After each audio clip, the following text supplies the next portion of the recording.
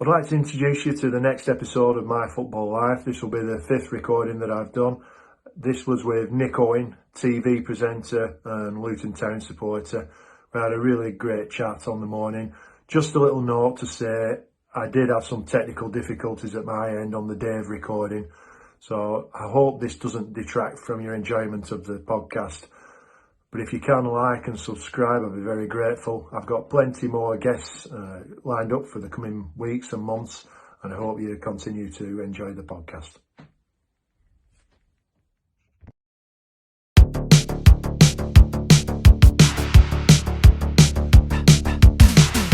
Hello, Nick Owen. Thanks for joining me for the 5th episode of My Football Life. Really appreciate you joining me, Nick. I know we've had difficulties in the past getting this together. And thank you for your patience with me. Much appreciated. Good to talk to you, Darren. Let's have a good old chat, shall we? Yeah, well, we're going to take a trip down memory lane, but just before we get going, so what about current affairs with Luton Town? Must be quite excited about the current situation. Are they going to do it? Well, it is a very exciting time, I have to say that. I mean, 10 years ago, I think this weekend, we lost at home to Kidderminster in the conference. And this last weekend, we beat Watford, who at the time, 10 years ago, were probably about 4 or 5 divisions above us. So it's a very, very special time. Just to be in the Championship is great. To have survived in the Championship early on when we nearly went down in our first season, to get to the playoffs last year and to be in the playoff positions this year is absolutely sensational.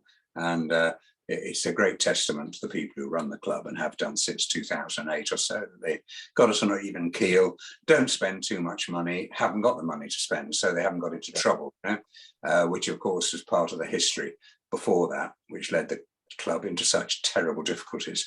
So yeah, it is an absolutely brilliant time, and I feel certain we'll make the playoffs.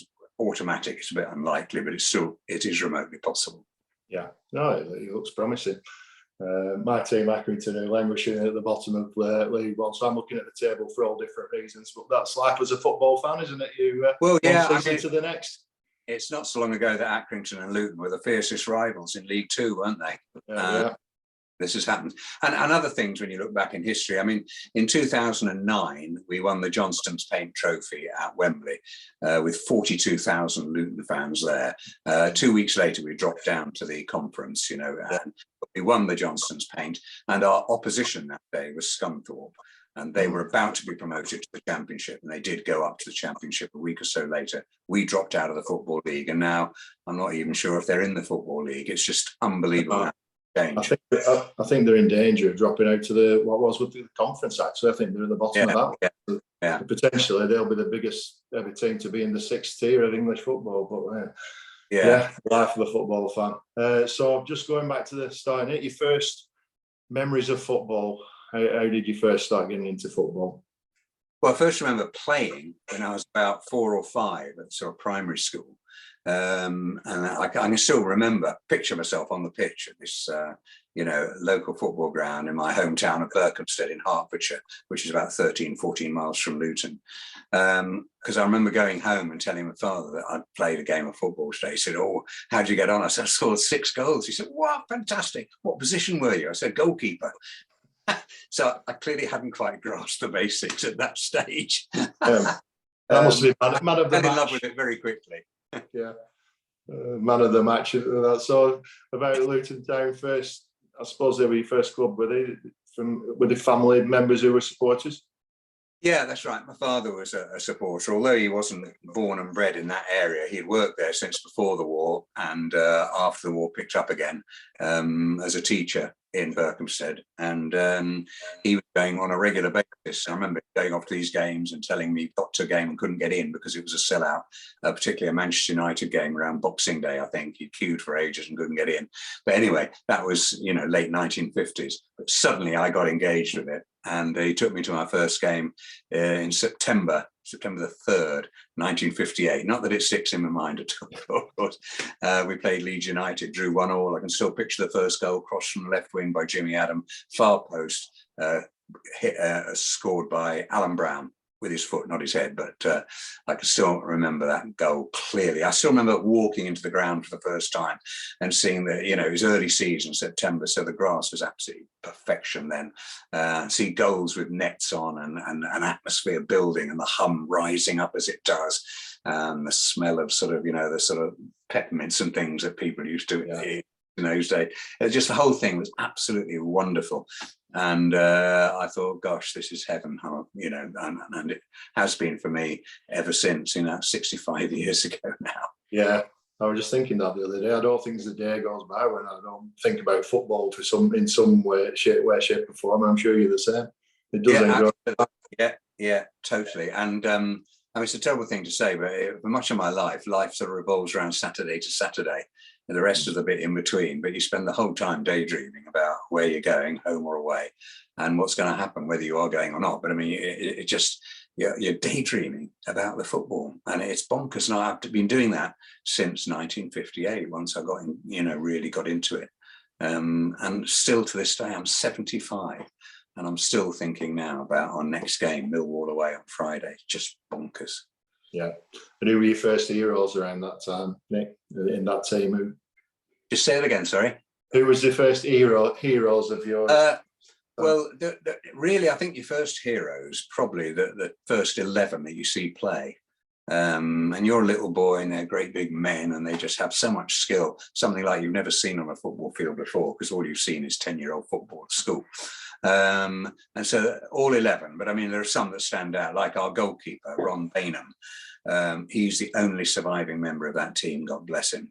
He's 93 now, and he's actually the longest surviving England international as well. So he did play for England a few times in the 1950s. So, you know, he's a mega hero, and it was an absolute joy to meet him about 3 or 4 years ago at Luton. I mean, because your first heroes are the ultimate epitome of a hero to you. But there was also the club captain, Sid Owen, no relation, who was Footballer of the Year in 1959, centre-half. He played for England too.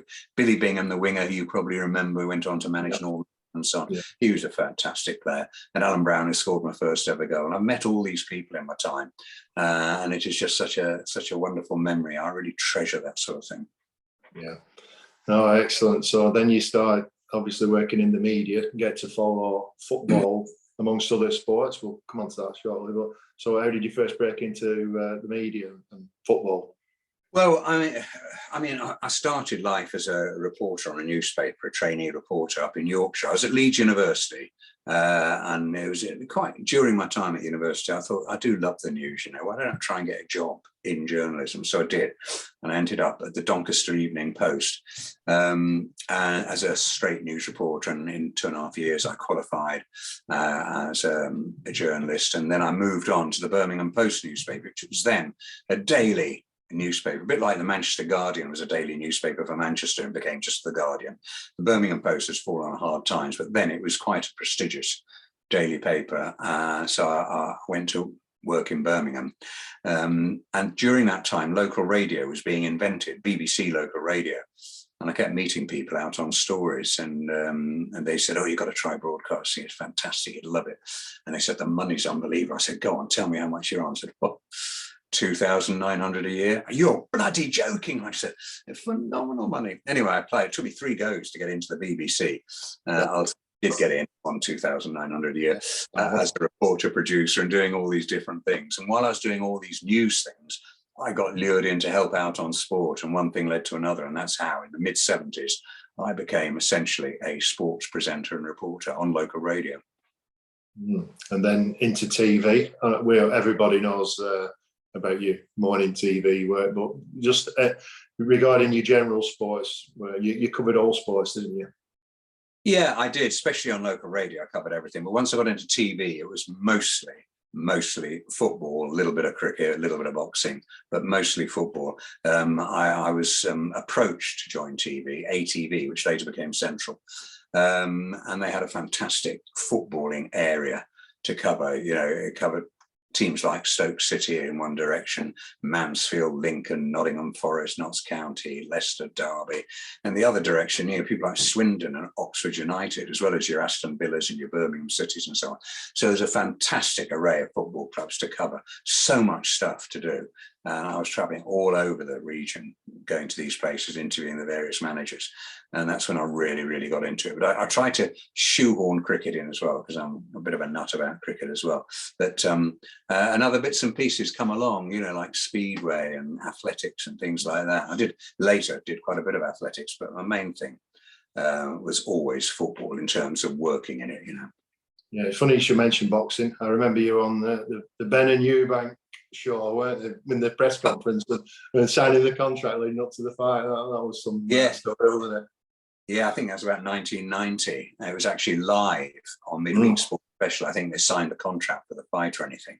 And I tell you, the air of menace in that studio is absolutely tangible. It really was. Was it genuine then? Was it genuine? Because it looked a bit stage managed for a while, but was it genuine between them? Well, it wasn't stage managed. They certainly didn't like each other very much. But I'm trying to remember who else was there. I mean, I think Ambrose Mendy was the manager of Nigel Benn, and probably Frank Warren or it could be Barry Hearn, couldn't it? With Barry Hearn, but and it's all live, and all these things are quite difficult because you've always got timing in your ears. So while you're trying to know what's going on and trying to ask questions, things like that, keep control of things.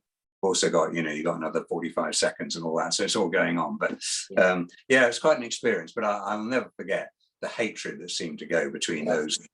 It really was absolutely palpable. Yeah, excellent. So obviously you got to cover major tournaments for England and the World Cups, Euros, etc. That must have been some gig. Yeah, absolutely. I mean, I'm lucky because even in very earliest days in telly, I was asked to be a reporter for ITV at the European Championships in 1980, which were in Italy, I think. And then in 82, I actually commentated on the World Cup. Again, I wasn't very experienced, but commentated on one of the groups, which involved Argentina and Hungary and El Salvador and so on. First game, I sat down on a seat, and the game hardly started, and a goal went in. I think Hungary beat El Salvador 10-1. Can you imagine, trying to get all the names right and, keeping up with the goals. But I also remember about that tournament in 82, seeing Argentina play Hungary. And Argentina had this 21-year-old who was an absolute genius called Maradona. And I walked away from the ground after thinking, blimey, I've just seen the best player in the world. He was phenomenal. So that was a great old experience. Then I had a bit of a gap because TVAM came along. Breakfast Television approached me to be their sports presenter. And so I went there at the end of 82 into 83 when it actually went on air. And although I joined them as a sports presenter, I only sports presented for about 8 weeks, because the place was in turmoil. They decided to throw everything up in the air and start again. So they took David Frost off and asked me to replace him. And I was a sort of unknown sports presenter from Midlands Television. And I presented with Anna Ford and Andrew Rippon and so on. And then ultimately my old mate from Central TV joined us, Anne Diamond. And that was absolutely brilliant time, wonderful, wonderful years together, both there and 10 years later in Good Morning with Anne and Nick on BBC One. Programs into the thousands. So that was a sort of a bit of a gap. But in amongst that, I went back to ITV Sport as the main man in the mid to late 80s, Yeah. You got to catch up with Maradona later on, didn't you? I know you interviewed him on I can't remember which programme it was, but that's on the YouTube as well if people want to watch it. I mean, that was so difficult because I didn't necessarily know he was coming, and B, it was half time in an international at Wembley. And, you get 15 minutes at half time, as you know, and you have to get 2 lots of 4-minute breaks out of the way. So it only leaves you 7 minutes to do an interview. And in that time, you've got to interview your pundits about the game you're actually watching. And then suddenly Maradona arrives and he's got an interpreter, which is Ozzy Ardiles, and trying to have a conversation through an interpreter on a subject that is a bit controversial. Nightmare. So, and I think I probably wrapped it up sooner than I was intended to. It was just, it seemed so pointless. But it's nice to have him sitting there and be able to put the point, but and show the clips a few times from what I remember. It's a blooming long time ago now. It must be about 86, 87, I think. But yeah, that was quite an experience. Just talking about Ozzy Ardiles, I remember in, one year I was covering ITV Sport at Was it the 82? It must have been the 82 World Cup. And I went to the Argentinian camp to interview Ozzy Ardiles. But at the moment, about a few days earlier, we had won the Falklands War.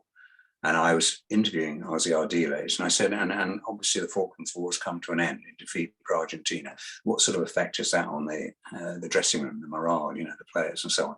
And immediately a load of armed police just moved closer towards me. I can tell you.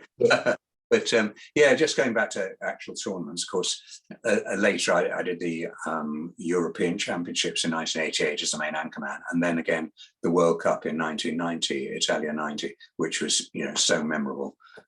Phenomenal tournament. Paul Gascoigne, what a genius he was that time. Probably one of the best ever World Cups, that isn't it? Especially from an England point of view.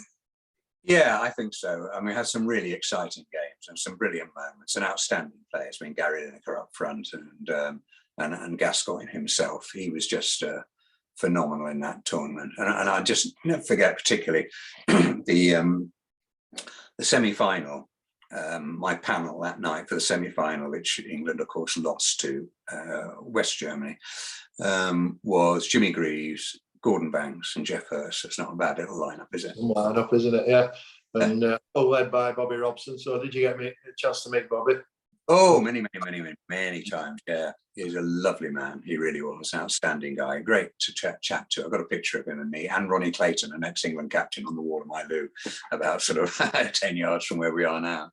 Yeah, well, he's quite a big hero, quite close to where I live. Is Ronnie Clayton. He was Blackburn Rovers legend, wasn't he? Oh yeah, absolutely.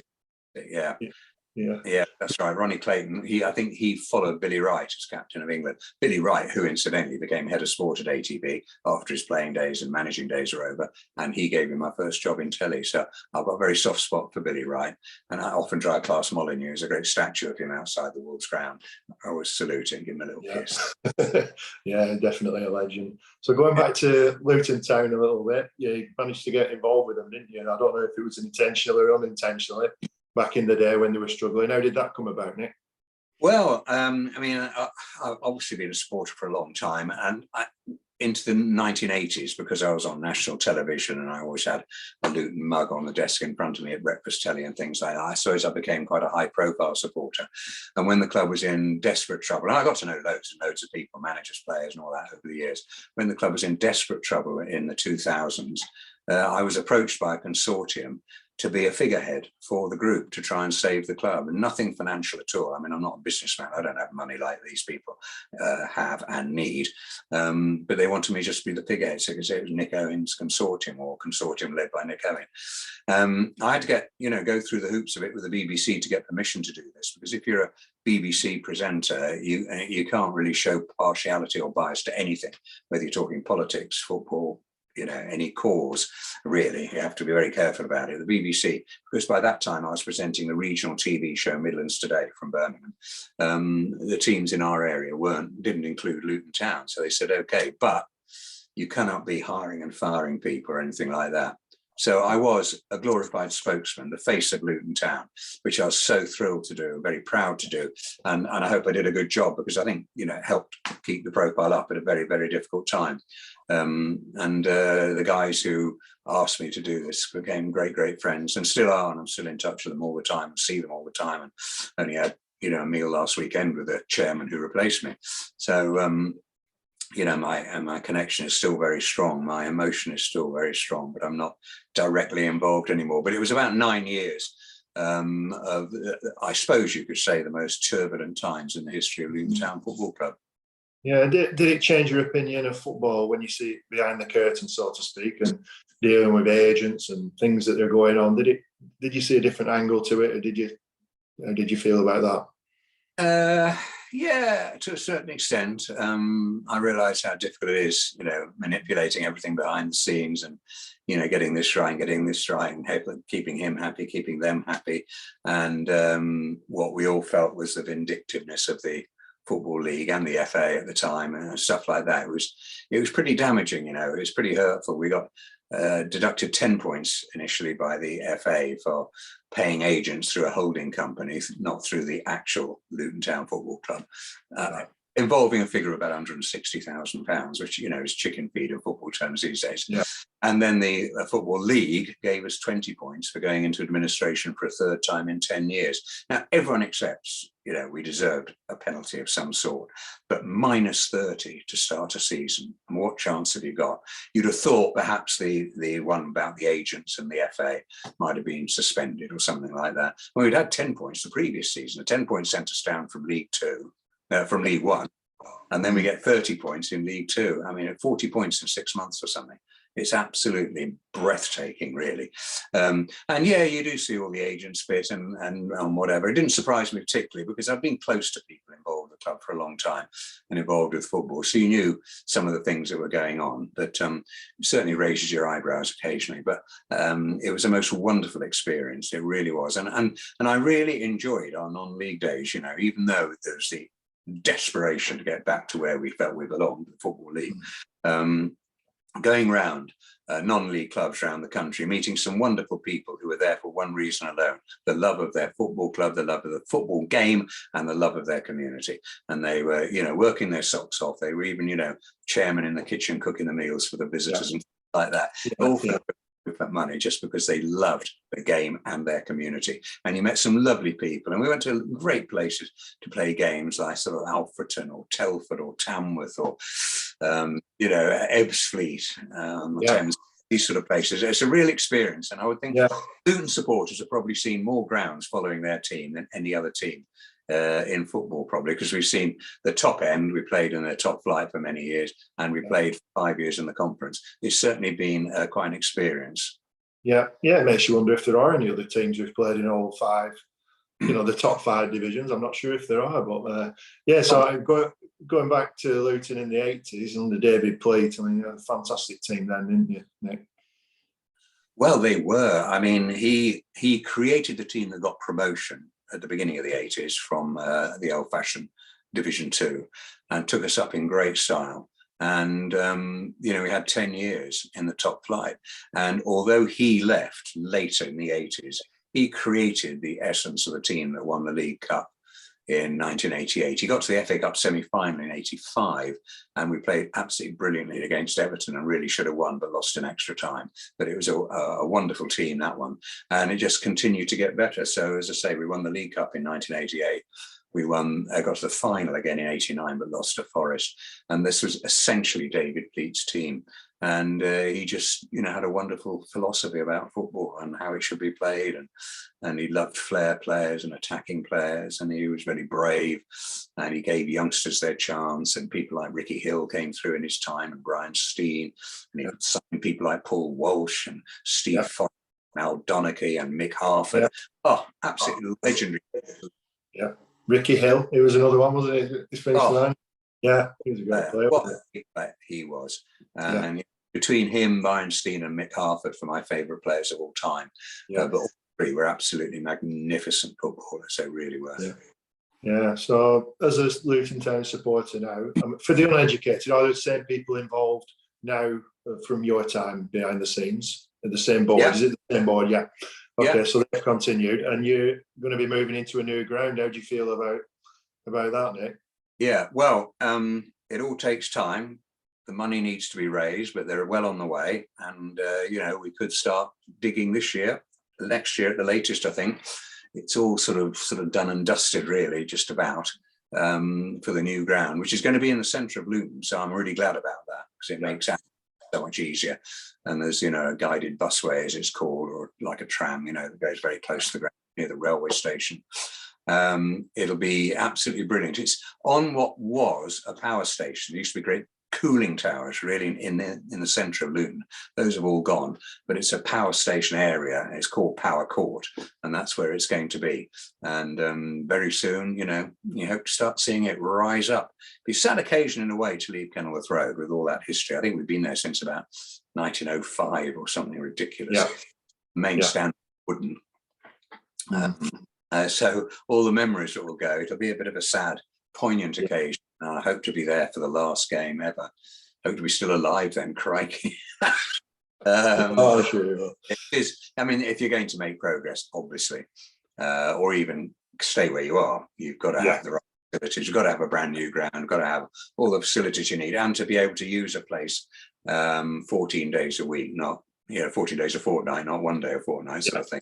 Yeah, no, definitely. It's and if Luton Town want to stay where they are and pushing the top end of the championship or even higher, it's a necessity, I suppose.